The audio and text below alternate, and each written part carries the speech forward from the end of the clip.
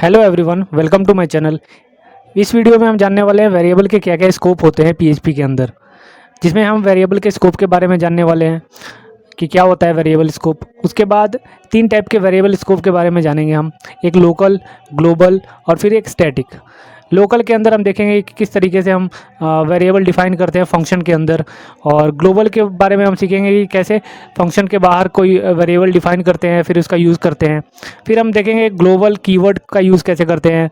फिर dollar Global's variable एक होता है, उसके अंदर सारी ग्लोबल्स वेरिएबल स्टोर होती है, उसके बारे में देखेंगे। उसके बाद स्टैटिक कीवर्ड को हम देखेंगे कि कैसे यूज़ करते हैं।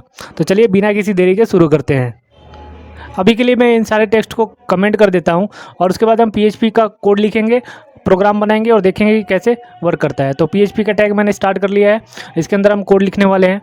सबसे पहले हमारा वेरिएबल स्कोप देखेंगे, वेरिएबल स्कोप कैसे काम करता है। तो चलिए एक फंक्शन बना लेते हैं हम। लेट से फंक्शन हम बनाते हैं माई स्कोर करके एक फंक्शन बना लिया है मैंने यहाँ पे, और इसके अंदर हम कुछ वेरिएबल डिफाइन करेंगे।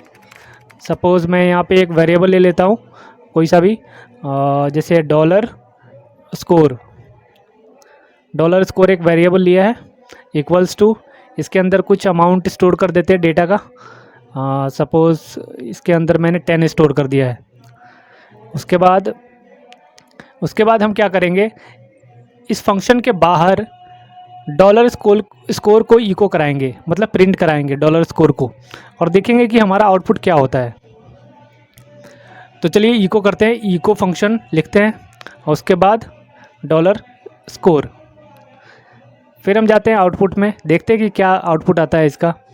तो ब्राउज़र ओपन कर लेते हैं अपना, और ब्राउज़र के बाद फिर यहाँ पे लिखते हैं लोकल। तो देखिए यहाँ पे क्या आ रहा है, अनडिफाइंड वेरिएबल स्कोर, यानी कि स्कोर नाम का वेरिएबल इसे नहीं मिल रहा है, बिकॉज हमने जो वेरिएबल डिफाइन करी है वो फंक्शन के अंदर किया है। अब इस इको को मैं जो हमने की इको किया है उस फंक्शन को अंदर करेंगे। अब देखते हैं कि क्या आता है। ये देखिए अभी कुछ नहीं आ रहा है, बिकॉज हमने फंक्शन तो बनाया लेकिन फंक्शन को हमने कॉल नहीं किया है, तो फंक्शन को कॉल करना पड़ेगा। तो फंक्शन लिखते हैं, फिर फंक्शन लिख के और उसके बाद फंक्शन का ब्रैकेट देंगे, तो उसके बाद फंक्शन हमारा कॉल हो जाएगा। तो फंक्शन का नाम है माई स्कोर, और उसके बाद हमने उसको ब्रैकेट से फंक्शन को कॉल किया। तो रिफ्रेश करते हैं ब्राउज़र को, ये देखिए हमारा जो स्कोर का वेरिएबल है उसमें 10 स्टोर है, तो वहाँ पे 10 प्रिंट हो गया है। तो इस तरीके से आप देख सकते हैं कि जो वेरिएबल है वो वेरिएबल फंक्शन के अंदर हमने डिफाइन किया था, इसके वजह से वो अंदर ही इको हो रहा है, बाहर नहीं हो रहा है। मतलब तो ये हो गया वेरिएबल का लोकल स्कोप, जो कि फंक्शन के अंदर ही वर्क करता है, बाहर नहीं कर पाएगा। अगर सपोज़ अगर इस वेरिएबल को हम स्कोर को अगर बाहर लिखते हैं, बाहर इको कराने की कोशिश करेंगे तो ये नहीं होगा, बिकॉज हमने फंक्शन के बाहर कोई वेरिएबल डॉलर स्कोर के नाम से स्टोर नहीं किया है। अब चलिए मैं इस वेरिएबल को डॉलर स्कोर को फंक्शन के बाहर डिफाइन करता हूँ, और उसके बाद हम इसे कॉल करेंगे, देखते हैं कि क्या होता है। तो डॉलर स्कोर नाम का एक वेरिएबल ले लिया है, जिसके अंदर मैंने यहाँ पे 10 स्टोर कर दिया है, और अब हम इसे कॉल करेंगे। अब इसे हम अंदर वाले स्कोर को रिमूव कर देते हैं, अब फंक्शन के अंदर कॉल करते हैं। ये देखिए अनडिफाइंड वेरिएबल डॉलर स्कोर। अब हमने फंक्शन के बाहर वेरिएबल को डिफाइन किया है और अंदर कॉल कर रहे हैं, जिसकी वजह से इसे वेरिएबल अनडिफाइंड मिल रहा है। मतलब अगर हमने फंक्शन के बाहर कोई वेरिएबल डिफाइन किया है और उसे अंदर कॉल करते हैं फंक्शन के अंदर, तो भी ये अनडिफाइंड आता है। तो ये हो गया है ग्लोबल स्कोप। मतलब जो वेरिएबल हमने डॉलर स्कोर डिफाइन किया है उसे हम केवल फंक्शन के बाहर ही कॉल करेंगे, मतलब प्रिंट कराएंगे या फिर जो भी यूज़ करेंगे तो वो वर्क करेगा, फंक्शन के अंदर नहीं करेगा। लेकिन इसका एक सॉल्यूशन है जिसका नाम है ग्लोबल कीवर्ड। अगर हम वेरिएबल के आगे ग्लोबल कीवर्ड का यूज़ करते हैं, ये देखिए मैं यहाँ पे ग्लोबल कीवर्ड यूज़ कर लेता हूँ। तो ग्लोबल कीवर्ड लगाने से क्या होता है, ग्लोबल कीवर्ड लगाने से हम कोड को ये बताते हैं कि जो ये डॉलर स्कोर वेरिएबल है ये हमारा फंक्शन के बाहर डिफाइन है, यानी कि ग्लोबल वेरिएबल है। तो उसे पता चलता है कि ऐसा कोई वेरिएबल है, फिर वो उसे प्रिंट करेगा। तो चलिए आउटपुट में देखते हैं ये प्रिंट होता है कि नहीं। ये देखिए हमारा वेरिएबल प्रिंट हो चुका है 10। इस तरीके से ग्लोबल कीवर्ड का यूज़ करके हम ग्लोबल फंक्शन को ग्लोबल वेरिएबल्स को फंक्शन के अंदर कॉल कर सकते हैं और प्रिंट कर सकते हैं। ये देखिए फिर से एरर आ चुके हैं अनडिफाइंड वेरिएबल को। लेकिन अगर हम ग्लोबल कीवर्ड निकाल देते हैं तो अनडिफाइंड वेरिएबल आता है।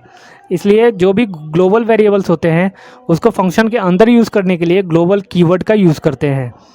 इस तरीके से हम ग्लोबल वेरिएबल को लोकल वेरिएबल में चेंज करके उसका यूज़ कर सकते हैं।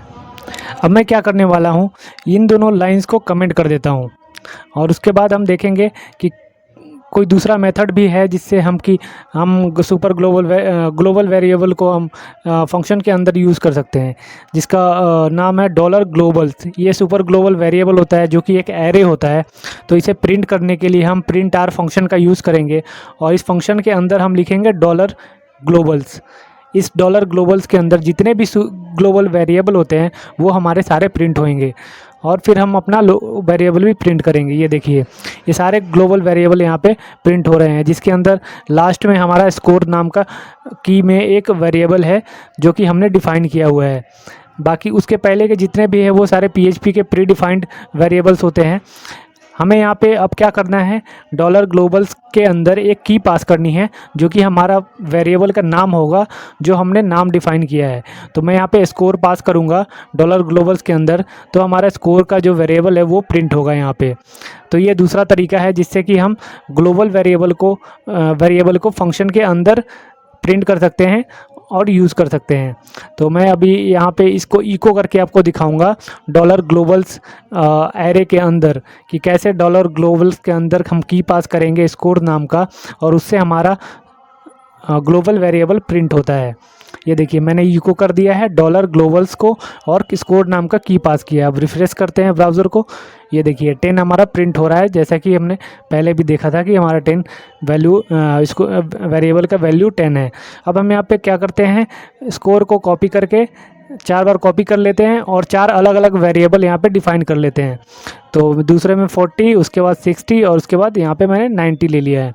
अब मैं क्या करूँगा, सबको अलग अलग नेम दे दूँगा, जैसे कि स्कोर 2, स्कोर 3 और स्कोर 4। अब हम देखेंगे कि कैसे हम सारे वेरिएबल्स को फंक्शन के अंदर डॉलर ग्लोबल्स एरे का यूज़ करके प्रिंट करेंगे। तो मैं इसको डुप्लीकेट कर लेता हूँ, कॉपी कर लेता हूँ और पेस्ट कर देता हूँ 4 बार। और इसके अंदर मैं एरे के अंदर जो हमारे वेरिएबल के नाम है उसको एज अ की पास कर देता हूँ। अब देखेंगे कि क्या ये प्रिंट होता है या नहीं। ये देखिए, ये प्रिंट हो रहा है बट इसमें लाइन ब्रेक नहीं हो रहा है। लाइन ब्रेक करने के लिए आपको HTML में पता होगा कि BR टैग का यूज़ करते हैं।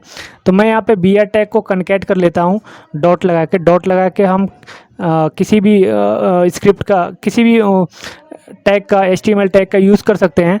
और ये देखिए, मैं सारे में जितने भी वेरिएबल है सब में मैं यहाँ पे BR टैग लगा देता हूँ ताकि ब्रेक हो जाए लाइन। और ये देखिए 10, 40, 60 और 90 प्रिंट हो रहा है यहाँ पे। यानी कि ग्लोबल कीवर्ड का यूज़ करके और डॉलर ग्लोबल्स एरे का यूज़ करके हम वेरिएबल्स को, मतलब ग्लोबल वेरिएबल को फंक्शन के अंदर प्रिंट कर सकते हैं। ये दूसरा तरीका है जिससे कि हम ग्लोबल वेरिएबल को प्रिंट कर सकते हैं।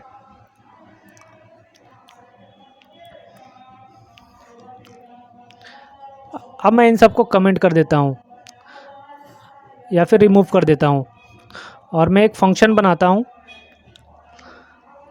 एक फ़ंक्शन बना लेता हूँ मैं। सपोज़ मैं कोई दूसरा फंक्शन बना लेता हूँ जिसका नाम, मैं यहाँ पे कुछ नाम डिफ़ाइन कर देता हूँ फंक्शन का।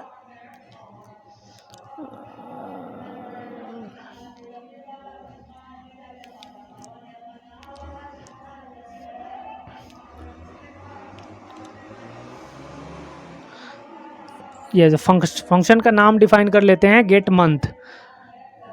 फंक्शन का नाम आप कुछ भी दे सकते हैं, मैं आपको समझाने के लिए ऐसा कुछ नाम दे रहा हूँ गेट मंथ करके, ताकि आपको समझ में आए। तो गेट मंथ के अंदर हम कुछ कोड लिखेंगे यहाँ पे, जैसे कि मैं यहाँ पे एक वेरिएबल डिफ़ाइन करूँगा $x इक्वल टू हमने 10 लिया है और इसको हम इको करेंगे। पहले तो $x को इको कर लेते हैं। $x को इको करना है, इको $x 10 नहीं $x और उसके बाद सेमीकोलन। अब इसे प्रिंट करेंगे हम। पहले फंक्शन को कॉल करेंगे, गेट मंथ नाम के फंक्शन को कॉल करेंगे, तब जाके वो फंक्शन रन होगी। तो गेट और मंथ। उसके बाद फंक्शन का ब्रैकेट ले लेंगे और फिर ब्राउज़र में जाके रिफ्रेश करेंगे। ये देखिए 10 प्रिंट हो गया, यानी कि x की वैल्यू प्रिंट हो रही है यहाँ पे। अब हम क्या करेंगे, x की जगह जो हमने 10 पास किया है उसे हम करेंगे 0। x को 0 पास किया, फिर रिफ्रेश किया, ये देखिए 0 आ गया यहाँ पे, यानी कि x की वैल्यू अब 0 हो चुकी है। अब हम क्या करने वाले हैं, $x प्लस प्लस करने वाले हैं। प्लस प्लस क्या करता है, इंक्रीमेंट करता है, यानी कि $x में 1 ऐड कर देगा। लेकिन ये देखिए यहाँ पे $x इंक्रीमेंट नहीं हो रहा है $x में। तो हम क्या करेंगे, इस मंथ को, गेट मंथ को 3 और 4 बार मैंने यहाँ पे कॉल किया है गेट मंथ नाम के फंक्शन को। ये देखिए 4 बार हमारा 0 प्रिंट हो रहा है। लेकिन अगर हमें इंक्रीमेंट करना है तो फिर हमें एक मेथड यूज़ करना पड़ेगा। मेथड के लिए हमें एक कीवर्ड लगाना पड़ेगा जिसका नाम है स्टैटिक। वो स्टैटिक वेरिएबल, स्टैटिक कीवर्ड क्या करेगा कि जो हमारा $x है उसको हमने 0 डिफ़ाइन किया है, और जैसे ही हम $x के आगे हम जैसे ही स्टैटिक लगाएंगे वो क्या कर देगा, उसे सुपर ग्लोबल वेरिएबल बना देगा। ये हमें फर्स्ट टाइम ही करना होता है जब हम कोई वेरिएबल डिफ़ाइन करते हैं। तो चलिए हम स्टैटिक कीवर्ड लगा लेते हैं $x के आगे।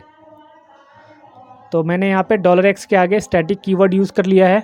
अब देखते हैं कि क्या रिज़ल्ट आता है। ये देखिए 0 1 2 3 4 आ चुका है यहाँ पे। एक काम करते हैं, हम यहाँ पे BR टैग लगा लेते हैं ताकि लाइन ब्रेक हो जाए। ये देखिए मैं यहाँ पे BR टैग लगा लेता हूँ, $x के बाद इको $x के बाद BR टैग लगा लिया है। अब देखते हैं, ये देखिए 0 1 2 3 4 प्रिंट हो रहा है। तो जो स्टैटिक कीवर्ड है वो क्या करता है, जो इनिशियल वैल्यू है वो फर्स्ट टाइम दे। ये देखिए मैंने स्टैटिक कीवर्ड हटाया तो फिर वापस से 0 0 प्रिंट हो रहा है। स्टैटिक कीवर्ड का यूज़ इसलिए होता है क्योंकि जो फर्स्ट टाइम हमने जो वेरिएबल डिफ़ाइन किया है 0, कोई भी फंक्शन जब रन होती है तो वो अपने सारे पहले के वेरिएबल डिलीट कर देती है, वापस से रन होती है। बट स्टैटिक कीवर्ड के लगाने से वो वैल्यू, जो लास्ट वैल्यू होती है वो ग्लोबल वैल्यू हो जाती है, और फिर वो 0 को इग्नोर करके वो डायरेक्ट ही 1 इंक्रीज़ कर देगी। आशा करता हूँ आपको वीडियो पसंद आई होगी। वीडियो पसंद आई तो लाइक करिए, शेयर करिए और चैनल को सब्सक्राइब करना ना भूलिएगा। Thank you for watching guys.